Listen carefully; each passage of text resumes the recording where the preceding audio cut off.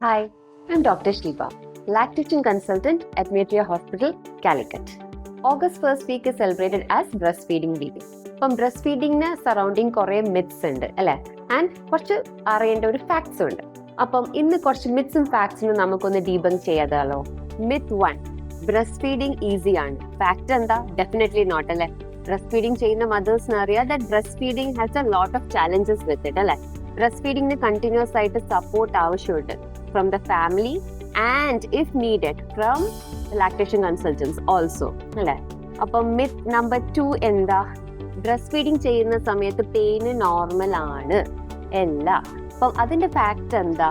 അപ്പം നമുക്ക് ലാച്ചിങ്ങും deep latch ഒക്കെ കറക്റ്റ് ചെയ്യാൻ പറ്റിയിട്ടുണ്ടെങ്കിൽ നമുക്ക് നിപ്പിൾ പെയിൻ, നിപ്പിൾ ക്രാക്ക് എന്ന് വരുന്ന ബ്രസ്റ്റ് ഫീഡിങ്ങിന്റെ കൂടെ വരുന്ന കുറച്ച് കാര്യങ്ങളിൽ നമുക്ക് അവോയ്ഡ് ചെയ്യാൻ പറ്റും.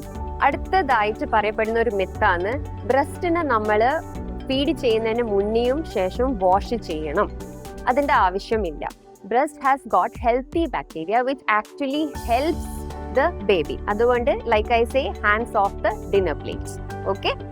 അടുത്തത് നമ്മൾ യൂഷ്വലി പറയുന്നത് എന്ന് വെച്ചാൽ എൻ്റെ ബ്രസ്റ്റിന്റെ സൈസ് ഭയങ്കര സ്മോൾ ആണ്, അതുകൊണ്ട് എനിക്ക് ഇനഫ് മിൽക്ക് പ്രൊഡ്യൂസ് ചെയ്യാൻ പറ്റത്തില്ല എൻ്റെ ബേബിക്ക്. അതൊരു കോമൺ മിത്താണ് അല്ലേ. പക്ഷെ അത് മിത്താണ്. Like I said, why? Because breast feeding ഒരു ഡിമാൻഡ് ആൻഡ് സപ്ലൈ പ്രോസസ്സാണ്.